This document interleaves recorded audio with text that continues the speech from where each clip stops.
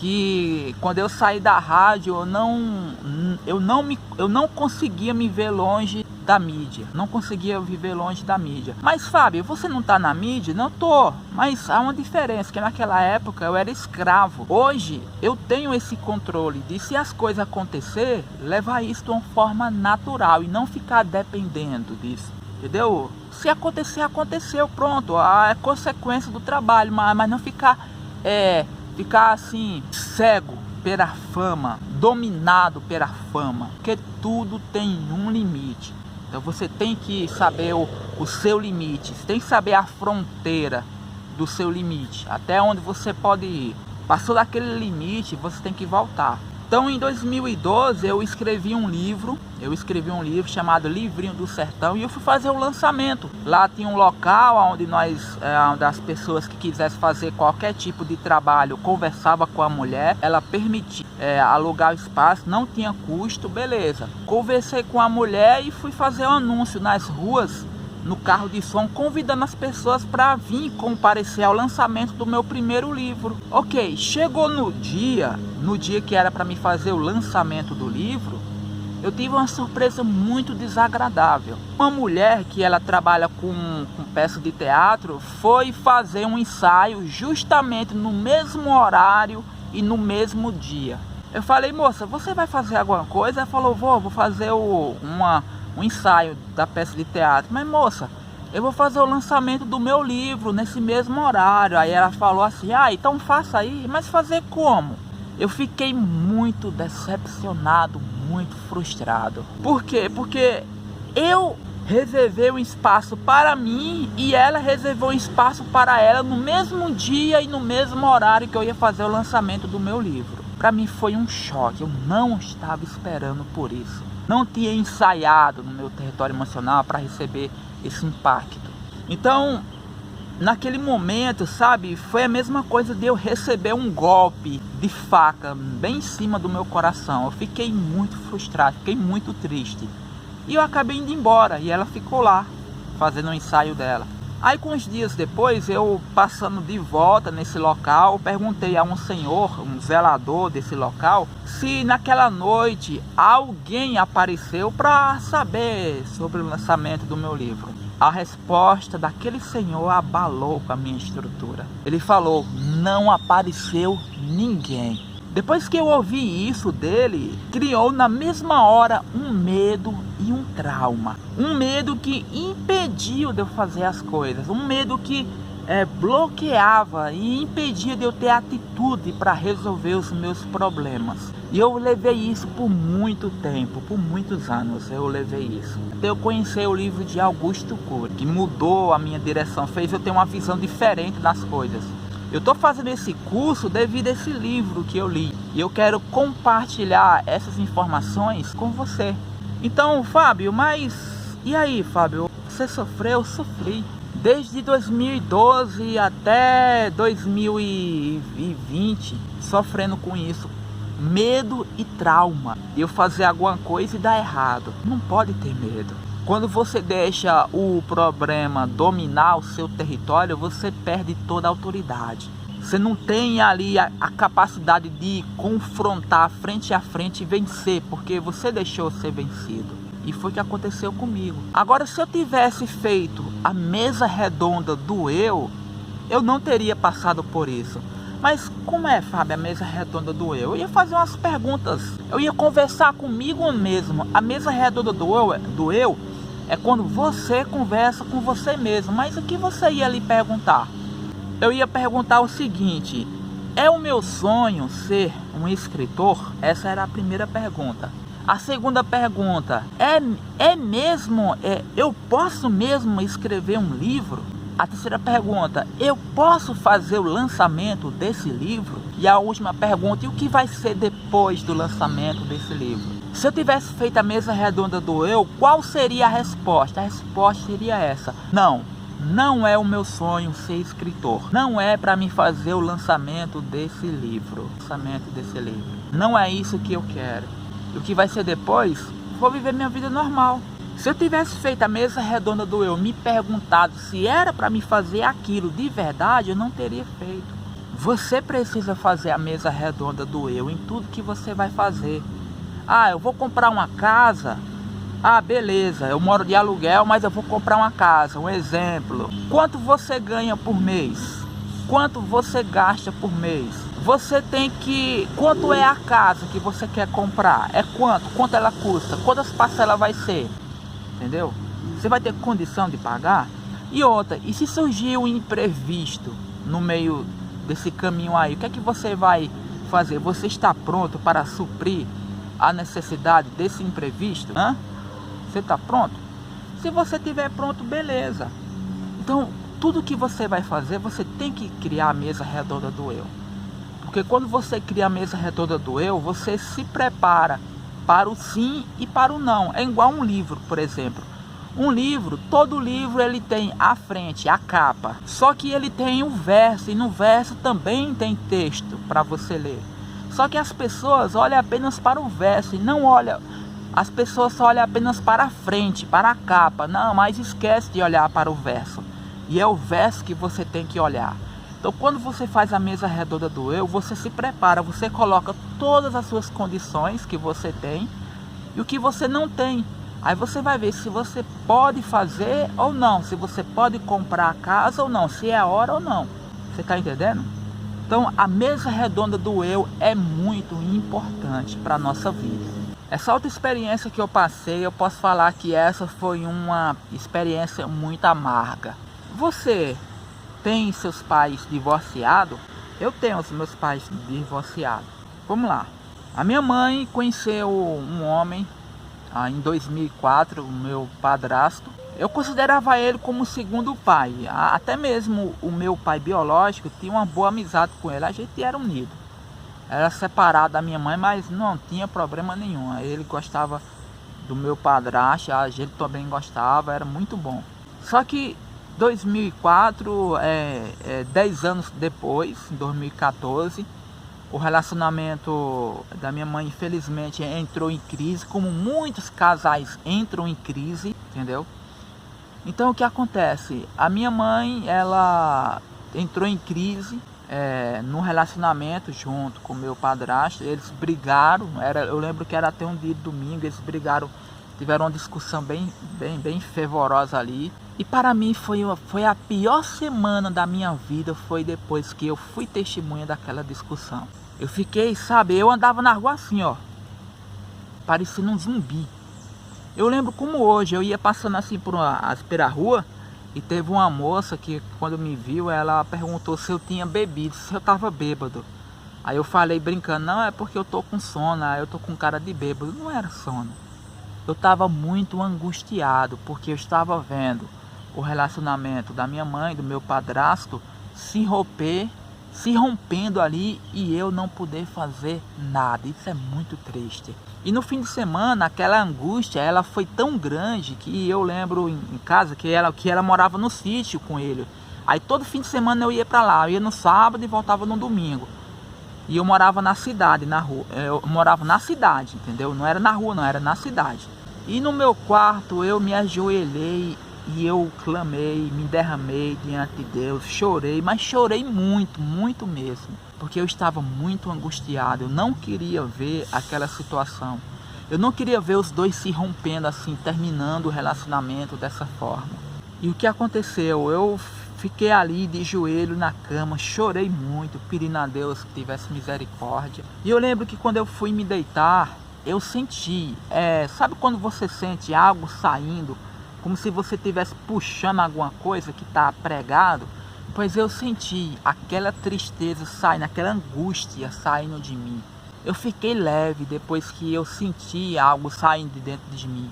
E o melhor, eu não conseguia ficar triste. Quando eu pensava na situação que tinha acontecido, aquela tristeza desapareceu, sumiu mesmo, sumiu. Só que infelizmente o meu padrasto, ele ficou transtornado, ele ficou fora de si. Ele saiu de casa e lá perto da propriedade, lá no sítio, tem um... A gente chama de riacho, mas é como se fosse um rio, só que é seco. Só quando chove que a água fica correndo. E a máquina, aquela máquina que tem aquelas mãos assim, ó, que eu não sei o nome, ela cavou um buraco comprido de uns 100 metros de comprimento e uns 2 metros de profundidade, e eu acho que uns 3 de largura por aí. E estava cheio de água nessa época, tinha chovido muito, e ele andando assim dentro do mato, sem direção, sem rumo, acabou caindo dentro desse buraco, deu um infarto nele, ele morreu.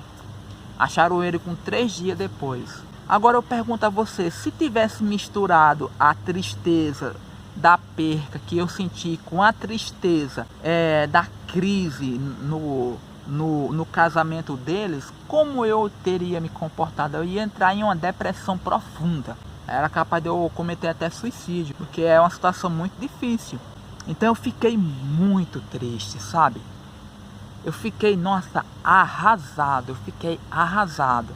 Eu não sabia nada sobre território emocional, não sabia nada sobre proteger a sua emoção, ter qualidade de vida, mesa redonda do eu, contemplar as coisas simples e fazer dela um espetáculo. Eu não sabia nada a respeito disso, mas hoje eu sei.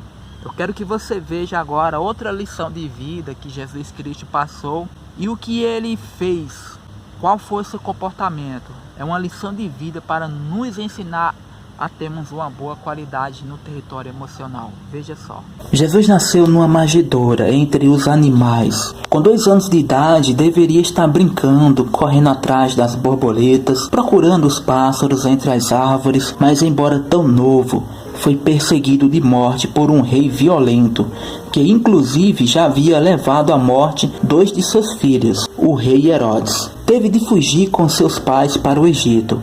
Em alguns trechos era carregado pelos pais, em outros faziam longas e extenuantes caminhadas a pé ou em cima do lombo desconfortável de um animal. Situações estressantes como essas fariam parte de sua rotina. Quando adolescente, teve de trabalhar cedo para poder sobreviver. Carpinteiro de profissão, tinha de suportar sobre seus ombros pesadas toras de lapinas. Pacientemente, tinha que suportar sobre os seus ombros pesadas toras e lapidá-las parcialmente. O sol escaldante refletia-se no seu rosto, desidratava-lhe a pele. Foi um jovem sem privilégios sociais. Pelas dificuldades da vida e pelos estímulos estressantes que atravessou, era de se esperar que desenvolvesse uma personalidade ansiosa, irritada, intolerante, mas quando abriu a boca ao mundo, nunca se viu alguém tão dócil e sereno. A paciência e a tolerância tecia a colcha de retalhos da sua inteligência. Pelo trabalho pesado e pelas perseguições sofridas, era de se esperar que sua sensibilidade fosse pobre, mas a arte da observação lhe saciava a alma. Enquanto lapidava as toras de madeira, analisava a sonoridade dos passantes. Enquanto penetrava no cerne dos troncos, vasculhava os porões da emoção humana, compreendia os seus conflitos e contradições. O carpinteiro de Nazaré se preparou, sem que ninguém percebesse, para ser o escultor da personalidade, o artesão da inteligência humana. Por isso, embora tivesse plena consciência das coisas fragilidades, falhas e insanidades, amou apaixonadamente a humanidade. Dizia orgulhosamente que era um ser humano, o filho do homem. O mestre dos mestres não se sentou nos bancos de uma escola clássica, mas foi o maior excelente aprendiz da escola da vida. Uma escola em que muitos intelectuais fracassam. Enquanto golpeavam os pregos com o martelo, exercitava seus pensamentos, analisava os eventos da vida, extraía grande prazer das pequenas coisas. O resultado desse exercício clandestino foi que expressou uma inteligência oratória sem precedente. Não tinha microfone, nem ambiente adequado para falar, mas, quando discursava, a multidão se silenciava, como criança que delicia com leite materno. Cativava a todos com as suas ideias. Até seus opositores moradores ficavam maravilhados com suas palavras. Com isso, sua sensibilidade passou por um grande teste. Vejamos. O assédio social e o excesso de atividades bateram fortemente à porta de Jesus. Aparentemente, ele não tinha mais tempo para nada. Deveria apenas se preocupar com os aplausos, em manter sua popularidade e cumprir seus compromissos sociais. Ele enfrentou duas provas as quais os homens de sucesso frequentemente fracassam. O primeiro, ter tempo para o mundo social, mas também ter tempo para si. Segundo, preservar a simplicidade e a sensibilidade depois de tornar um homem público uma estrela social. Muitos que alcançaram o sucesso social, intelectual, financeiro, não alcançaram o sucesso em ter qualidade de vida. Eles têm tempo para todos, mas não para os que lhe dá prazer, para as pessoas que amam. Perdem sua singeleza à medida que se atolam nas atividades. Mendigam o pão da alegria. Há muitos mendigos vivendo em luxuosos condomínios e trabalhando em belíssimos escritórios. Você mendiga esse pão? Deixe-me contar uma história para mostrar como o mestre da qualidade de vida enfrentou essa situação e trabalhou a arte de contemplação do belo. Certa vez, no auge da fama, milhares de pessoas caminhavam seguindo os seus passos, espremendo-se para ouvi-lo e para vê-lo. A comitiva era enorme, os problemas também. Cada pessoa tinha algo que gostaria que ele resolvesse. A certa altura, ele parou a comitiva. Todos se aquietaram, esperavam mais um gesto miraculoso, mais um eloquente discurso. Todavia, para espanto dos presentes, não abriu a boca, arregalou seus olhos como se visse algo fenomenal. Foi uma direção ao vazio. Os mais próximos piscavam os olhos para ver o que ele via, mas não via nada. Como garimpeiro que achará um precioso veio de ouro. Caminhou em direção ao foco, parou e contemplou. Ninguém entendeu seu gesto. De repente, ele falou poeticamente: "Olhem, vejam." "Veio o quê?" As pessoas se perguntavam. Então ele disse: "Que lírios encantadores", e encorajou os presentes a observá-lo e a tentar-o embeveciadamente. E em seguida fez uma comparação que só quem viveu e nunca perdeu a arte da sensibilidade poderia fazer. Disse que aquelas pequenas flores eram tão belas que nem o rei mais esplendoroso de Israel, o rei Salomão, se vestirá sequer como uma delas. Os discípulos, chocados, coçaram a cabeça e certamente pensaram: "Eu não entendo o mestre. Há tantos problemas para resolver, tantos compromissos para cumprir, e ele gasta tempo com as flores." Jesus estava querendo vaciná-los contra a doença do superficialismo emocional. Infelizmente, muitos que estudaram Jesus Cristo ao longo dos séculos não investigaram os meandros da sua psique, os bastidores dos seus gestos. Portanto, não tiveram a oportunidade de estudar o território da sua emoção e perceber que ele atingiu o topo da saúde psíquica. Ele foi o mestre da sensibilidade. Muitos queriam milagres, mas ele demonstrou que o maior milagre estava em descobrir os segredos das coisas simples e quase imperceptíveis. Se você se preocupa com os grandes eventos, compromissos, prestígio social e despreza as coisas mais simples da vida, certamente não terá saúde emocional. Essas leis da qualidade de vida são universais. Se um índio ou um africano de uma tribo primitiva não contemplar o belo nas pequenas coisas, eles também destruirão suas qualidades de vida. Entretanto, nessa área, eles têm muito mais a nos ensinar do que nós a eles, como os nossos museus, moda, TV Jesus contemplava tanto os elementos da natureza, como as sementes, as árvores, o tempo, os pássaros que os utilizavam com maestria em suas parábolas para promover a arte de pensar. Ele foi o mestre dos mestres da qualidade de vida, porque sempre achou tempo para fazer das pequenas coisas um espetáculo aos seus olhos. E você?